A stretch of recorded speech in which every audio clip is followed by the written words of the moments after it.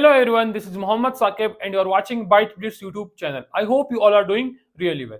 In today's video, we are going to talk about the second behavior UML diagram, that is activity diagram. I will explain it step by step with clear examples so you people can understand it easily.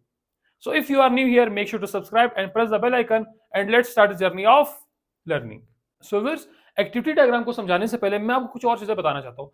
Sometimes we doesn't care about classes, objects and servers. उस time पर हमें बस ये जानना होता है कि पहले क्या होगा, उसके बाद क्या होगा, अगर कोई डिसीजन ट्रू होता है तो क्या होगा, अगर कोई डिसीजन फॉल्स होता है तो क्या होगा. तो इन चीजों को समझने के लिए हम लोग क्या करते हैं, एक्टिविटी डायग्राम को यूज करते हैं. अब इसके डेफिनेशन पढ़ लेते हैं. It shows the flow of activities. ये हमें एक्टिविटीज का फ्लो बताता है इन अ सिस्टम, किसी भी सिस्टम के अंदर. आप किसी भी सिस्टम में कोई पार्टिकुलर काम करने जा रहे हैं, फॉर एग्जांपल एक यूजर किस तरह से लॉग इन करेगा, फर्स्ट ऑफ ऑल वो क्या करेगा, फिर क्या होगा, फिर क्या होगा, फिर उसके बाद क्या होगा, ये सारा कुछ आप क्या बताता है, ये आपको बताता है एक्टिविटी डायग्राम.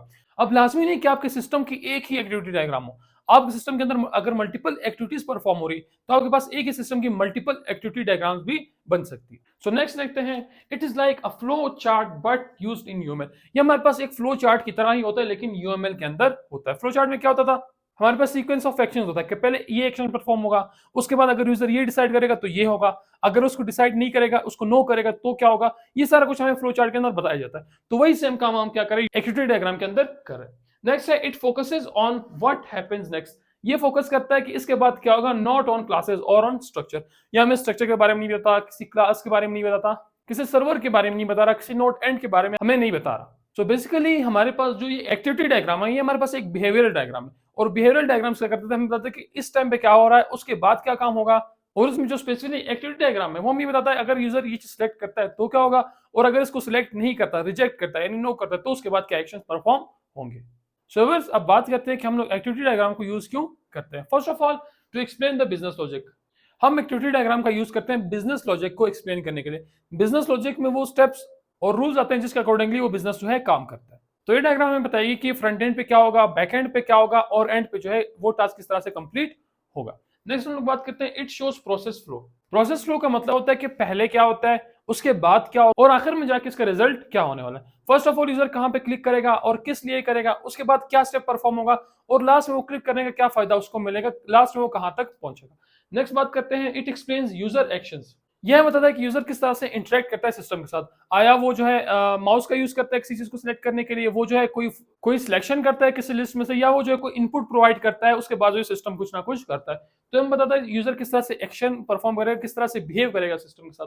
नेक्स्ट है it is used for modelling workflow. Workflow का मतलब होता है एक complete sequence of actions, start से लेकर एंड तक वो जो सिस्टम है वो क्या एक्शंस प्रोवाइड करके देगा. फर्स्ट ऑफ ऑल यूजर आता है, वो रजिस्टर करेगा, रजिस्टर करने के बाद वो लॉगिन करेगा और वो जो है मेन पेज पे आ जाएगा, फिर वो जो है जाके लॉग आउट भी कर सकता है. अभी हमारे पास एक कंप्लीट वर्कफ्लो था, यूजर किस तरह से लॉगिन करेगा और किस तरह से लॉग आउट करेगा.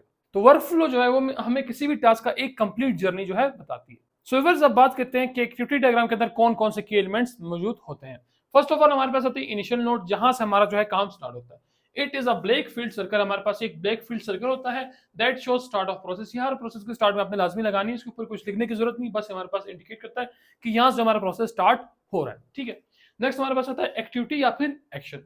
ये क्या होता है, it is a rounded rectangle. ये हमारे पास एक रेक्टेंगल होता है जिसके कॉर्नर जो है वो राउंडेड होते हैं. Which shows a step. जो हमें एक स्टेप बताता है. ये जब भी आ गया ना, मतलब ये हमारे पास एक स्टेप है, इसके बाद हम क्या करेंगे, कोई और लगाएंगे तो हमारे पास एक नेक्स्ट स्टेप आ जाएगा. नेक्स्ट बात करते हैं कंट्रोल फ्लो की. They are arrows which shows the sequence. हमारे पास इस टाइप के एरोज होते हैं जो हमें सीक्वेंस बताते हैं.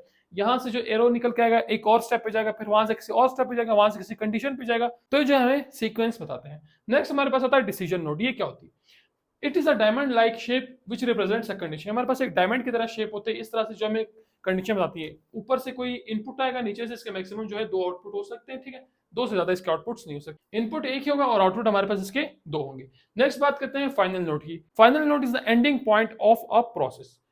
It is circle with a dot inside it shows the end of a process. हमारे पास इस तरह से एक सर्कल होता है जिसके अंदर एक डॉट होता है, और डॉट काफी छोटा नहीं लगाना, थोड़ा सा आपने बड़ा डॉट लगाना है. And it shows us the end of a process. तो हमारे पास ये 5 की एलिमेंट्स जो हम एक्टिविटी डायग्राम के अंदर यूज करते हैं. अब एक एक्टिविटी डायग्राम बना के देखते हैं. सो वर्स मैंने जो यहाँ पे एग्जांपल ली है वो सिंपल हमारे ऑनलाइन शॉपिंग सिस्टम की है, जिसमें एक यूजर आएगा, प्रोडक्ट्स देखेगा, कुछ सिलेक्ट करेगा, पेमेंट करेगा और ऑर्डर कंफर्म हो जाएगा या फिर रिजेक्ट हो जाएगा। ये मैंने इसका फ्लो रखा हुआ है। फर्स्ट ऑफ ऑल क्या होगा, स्टार्ट होगा। स्टार्ट के लिए हमने पढ़ा था कि हम क्या करेंगे, एक सिंपल सा ब्लैक डॉट लगा देंगे और ये हमारे पास क्या इंडिकेट कर रहा है कि यहाँ से जो है प्रोसेस स्टार्ट हो रहा है। और फिनिश के लिए हम एक सर्कल लगाएंगे जिसके अंदर एक ब्लैक डॉट होगा और ये बताया कि क्या हो रहा है, यहाँ पे जो है एक्टिविटी फिनिश हो रही है। और ये पूरा पूरा एक्टिविटी का साइकिल किस तरह से काम करेगी। फर्स्ट ऑफ ऑल यूजर आएगा, ठीक है, एरो हेड आया, यहाँ से कहाँ जाएगा, ब्राउज प्रोडक्ट्स पे। ये हमारे पास एक एक्टिविटी जो मैंने राउंडेड रेक्टेंगल के अंदर लिखी है। उसके बाद क्या होगा, फिर एरो दिखा रहा है, एड टू कार्ट होगा। उसके बाद क्या होगा, चेकआउट करेगा यूजर। चेकआउट के बाद क्या होगा, यहाँ मैंने बताया कि वो मेक पेमेंट के ऊपर आएगा, वो पेमेंट करेगा। पेमेंट करने के बाद क्या होगा, वो चेक करेगा पेमेंट सक्सेसफुल है, यस तो यहाँ आएगा, नो है तो यहाँ आएगा। इनपुट एक है, आउटपुट क्या है, हमेशा दो ही रहेंगे। तो अगर पेमेंट सक्सेसफुल हो जाती है तो वो यस पे आएगा और ऑर्डर कंफर्म हो जाएगा। ऑर्डर कंफर्मेशन के बाद क्या होगा, वो एंड हो जाएगा, वो प्रोसेस यहाँ पे खत्म हो गया, जो हमने काम करना था वो यहाँ पे हो चुका है। लेकिन अगर वो नो करता है, पेमेंट सक्सेसफुल नहीं होती, तो वो क्या करता है, पेमेंट फेल्ड का ऑप्शन देगा और वापस से उसको भेजेगा किस सेक्शन पे, मेक पेमेंट वाले सेक्शन पे। तो यहाँ से हम देख सकते हैं कि हमारे पास जो एक एक्टिविटी होती है उसके अंदर दो एरोज भी आ सकते हैं, क्योंकि मैंने मर्ज करके लाया हुआ है, लेकिन इसको आप सेपरेट भी यहाँ पे लाके लगा सकते हैं। तो फिर ये थे हमारे पास एक कंप्लीट एक्टिविटी की यूजर किस तरह से आएगा, प्रोडक्ट सिलेक्ट करेगा, पेमेंट किस तरह से करेगा, अगर हुई तो क्या होगा, अगर पेमेंट नहीं हुई तो क्या होगा। So was this was all for activity diagram. अगर आप लोग को वीडियो अच्छी लगी है तो वीडियो को लाइक और चैनल को सब्सक्राइब लाजमी से कर दें। मिलते हैं नेक्स्ट वीडियो में, तब तक के लिए टेक केयर।